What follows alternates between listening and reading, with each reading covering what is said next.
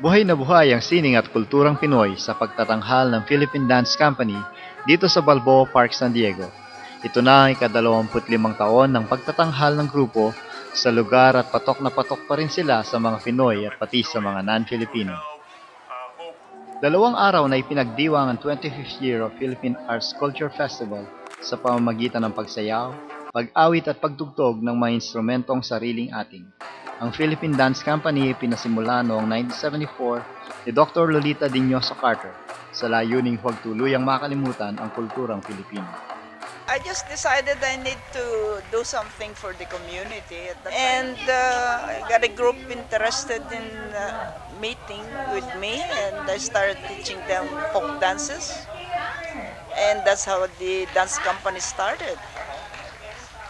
At para makapagtanghal ng ganitong palabas, mahaba at matinding paghahanda raw ang kailangan ayon sa stage director ng dance company na si Ellie Aguilar.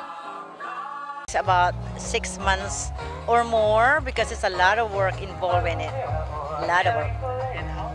Chairs and everything, and the hiring of people to work for our microphones and all that.